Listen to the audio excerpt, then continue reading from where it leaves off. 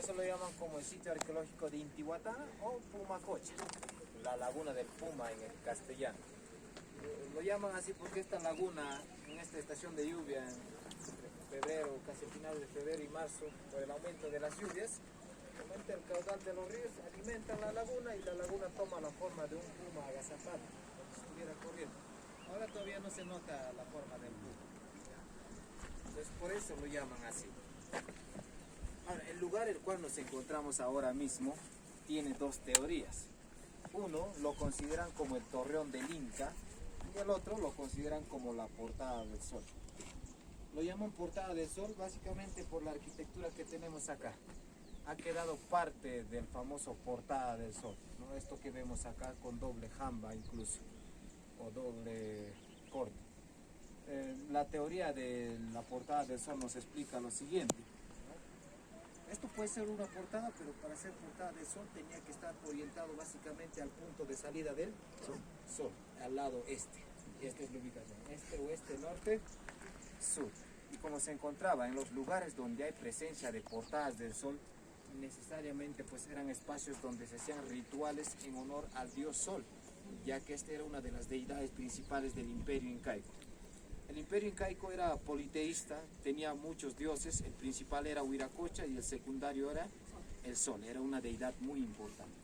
Entonces, el 21 de junio, según el calendario andino, para los incas, cada 21 de julio se daba inicio al año nuevo. ¿Nosotros cuándo lo celebramos? Para iniciar el 1 de enero, ¿no? En esos tiempos era el 21. Entonces, el sol, cuando salía de la montaña ese día 21, traspasaban las portadas, es ahí donde se recepcionaba bajo un ritual los primeros rayos del sol el 21 de julio, con la presencia de las autoridades de esta zona, algunas ñustas o collas, ¿no?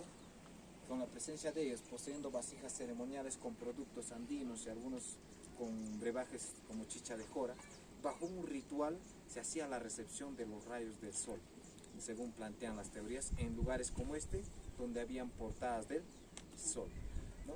Esa es la primera teoría. La otra lo consideran como el Torreón del Inca.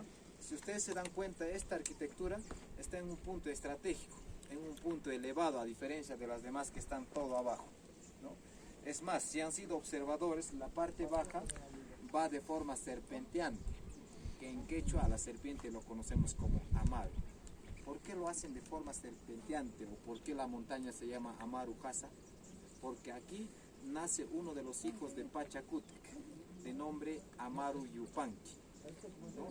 Entonces, como aquí nace Amaru Yupanqui, es en honor a él que su padre Pachacútec manda a construir esta ciudadela, ya que está también cerca a Vilcazamán. El pueblo que se ve al fondo entre los eucaliptos, ¿no? En la montaña al fondo, esta es la ciudad de Vilcazamán. Entonces, era un centro administrativo de gran importancia. Entonces, como estaba cerca y aquí nace su hijo, sí o sí, pues se mandó a construir esta ciudad, ¿no? Como era un torreón, plantean las teorías que estaba habitado por guardias o centinelas que se encargaban de velar por el bienestar, la seguridad de toda la población de esta zona. Y de vez en cuando se veía incluso la presencia de la Guardia Real. Cuando digo Guardia Real, ¿a quién protege la Guardia Real? A la clase élite, en este caso al Inca, ¿ya? ¿Venía el Inca a este lugar? Por supuesto que sí, como les dije, en este caso el Inca Pachacútec. Solía venir a vacacionar según las crónicas, ¿no? Porque este era uno de los lugares favoritos, aparte de ser lugar de nacimiento de uno de sus hijos, ¿okay? Y venía en la estación de lluvia, sobre todo, según datan las crónicas, ¿okay? Porque en estas fechas de diciembre hasta abril, pues más o menos en marzo vamos a ver el recubrimiento de flores amarillas por el famoso sunchu, toda esta pampa, la migración de aves como la pariguana, la garza real, el pato real, el diablo rojo, entre otras aves. Es todo un espectáculo esta zona en esos meses. Entonces era un lugar vacacional prácticamente para el Inca en esos tiempos, ¿okay? Ahora, sobre la laguna se dice que no es natural, ¿no? Porque cuando uno se acerca al fondo, a los bordes, se encuentran piedras talladas, ¿no?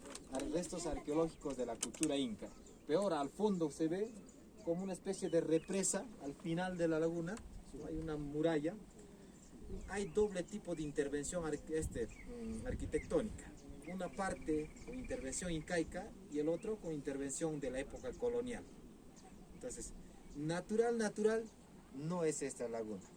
Incluso hay otras teorías que plantean que posiblemente esta ciudad crearon una especie de represa para inundar la ciudad de manera intencional, porque incluso dentro del agua se puede encontrar algunos restos arqueológicos. Lo inundaron para ocultar todo el avance tecnológico que ha tenido este espacio.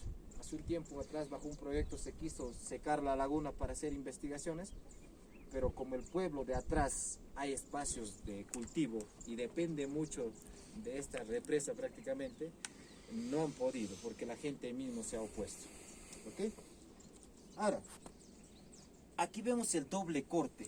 Donde quiera que ustedes vean el doble corte o el doble jamba, como lo conocemos en término arqueológico, si ustedes ven esto, ahí en la puerta principal de entrada también tiene eso.